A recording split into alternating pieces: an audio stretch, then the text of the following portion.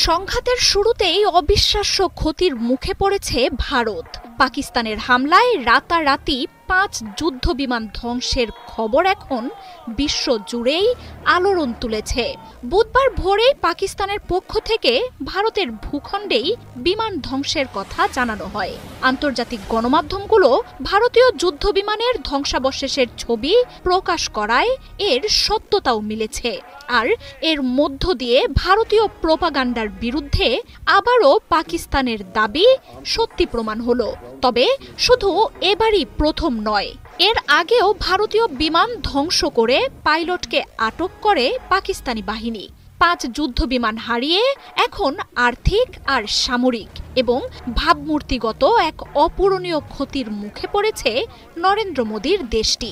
Landslide কে কারণ মঙ্গলবার মধ্যরাতে পাকিস্তানি ভূখণ্ডের আজাদ কাশ্মীরে বিমান ও ক্ষেপণাস্ত্রের হামলা চালায় ভারতীয় বাহিনী।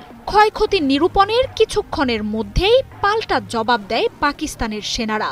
কয়েক দিন ধরে অস্ত্র আর মিসাইলের মহড়ায় পুরোপুরি প্রস্তুত থাকা বাহিনী ভারতের উপর চূড়ান্ত আগ্রাসন শুরু করে। কয়েক ঘন্টার লড়াইয়ে ভারত নিজ বাহিনীর অন্তত ৫টি যুদ্ধবিমান হারায়। এর মধ্যে ৩টি রাফাল, একটি সু ও আরেকটি মিগ বিমান পাকিস্তানি বাহিনীর হামলায় পুরোপুরি ধ্বংস হয়ে যায়। পাকিস্তানের আইএসপিআর সেই ক্ষয়ক্ষতির কথা প্রকাশও করে।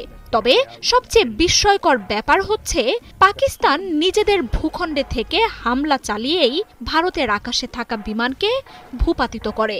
শক্তিশালী এসব হামলার সামনে স্রেফ গুঁড়িয়ে যায় ভারতীয় আকাশ প্রতিরক্ষার সবচেয়ে উন্নত যুদ্ধবিমান। কয়েক ঘন্টার ব্যবধানে ৫ যুদ্ধবিমান হারানোর এমন খবরে হইচই পড়ে যায় বিশ্বজুড়ে। ফ্রান্সের তৈরি ৩৬টি রাফাল যুদ্ধবিমানকে ভারতের আকাশ বাহিনীর মেরুদণ্ড বলে ধরা হয়। পাকিস্তানের প্রথম দফা হামলাতেই সেসব যুদ্ধবিমানের এমন করুণ পরিণতিতে বিস্ময় দেখা দিয়েছে।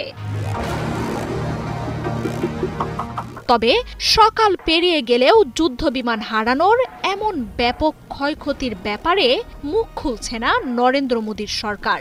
তবে গুরুতর এই দাবি নিয়ে চুপ ছিল না আন্তর্জাতিক গণমাধ্যমগুলো। আর পাকিস্তানের দাবিকে সত্যি প্রমাণ করে সেসব বিমানের ধ্বংসাবশেষের ছবি প্রকাশ করেছে আন্তর্জাতিক গণমাধ্যমগুলো। কাশ্মীরের মাটিতে পড়ে থাকা ভারতীয় যুদ্ধ বিমানের ছবি ঘুরছে এখন সবখানে। ভারত অবশ্য নিজেদের ক্ষয়ক্ষতি ছাপিয়ে প্রচারণা নিয়েই ব্যস্ত। এর আগেও ২০১৯ সালে উরির হামলাতেও ভারতীয় অপারেশনের পরই সফল এক পাল্টা হামলা চালায় পাকিস্তানি বাহিনী। ভারত সরকার সেই হামলার কথা চেপে গেলেও ভারতীয় বিমান ধ্বংস করে পাইলটকে জীবিত ধরে নিয়ে আসে পাকিস্তানের সেনারা। সেই ঘটনার লজ্জা এড়ানোর আগেই একসাথে ৫ যুদ্ধবিমান ধ্বংসের খবর ভারতীয় বাহিনীকে আবারও তুমুল লজ্জার সামনেই ফেলেছে। বিমান বাহিনীর মেরুদণ্ডে আঘাতের সাথে সাথে ভারতের আর্থিক ক্ষতিও অপূরণীয় হয়ে উঠেছে যুদ্ধ বিমান হারানোর এই ঘটনায়। ফ্রান্স থেকে একটি রাফাল কিনতে ভারতকে দিতে হয়েছে রেকর্ড $২৮৮ মিলিয়ন।